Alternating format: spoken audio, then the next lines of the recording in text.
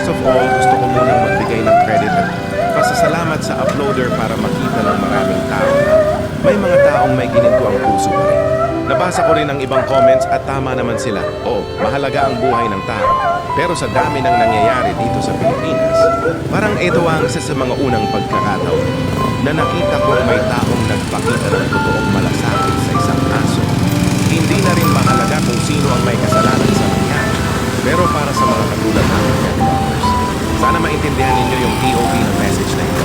Bilang isang driver-rider na matagal nang nasa kalsada, alam natin na ang buhay ng mga taong nasa paligid, mga kapwa driver, pasahero, pedestrian, at kahit mga hayop, ay nasa kamay ng driver na may hawak ng manibela. Kaya nga may tinatawag na defensive driver. Hindi ko lang minsan maintindihan kung bakit may ibang rider na kulang sa diskarte at awareness sa kalsada. Madali lang magpatakbo ng motor, pero ang responsibilidad at pag-iingat ang pinaka-importante. Yes, accident ang nangyari at walang may gustong mangyari iyon. Pero sana ma-realize ng mga kapwa rider na mas masarap, mabuhay, at mas masarap makauwi ng ligtas kaysa puro barurot at bilis lang ang iniisip. May kasabihan nga na slowly but surely.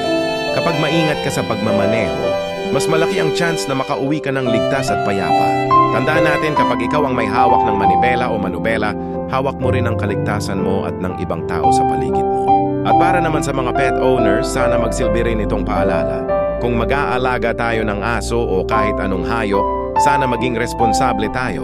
Huwag nating hayaang pag-alagala lang sila sa kalsada. Hindi natin alam kung kailan sila mapapahamak.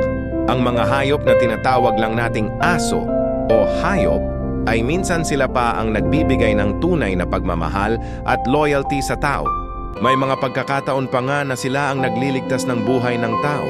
At sa mga panahong pakiramdam natin ay wala tayong kakampi, minsan sila lang ang tahimik na nakakaintindi sa nararamdaman natin.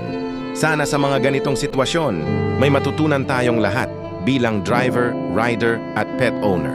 Konting malasakit, responsibilidad at pag-iingat lang, malaking bagay na yon para maiwasan ang ganitong mga pangyayari.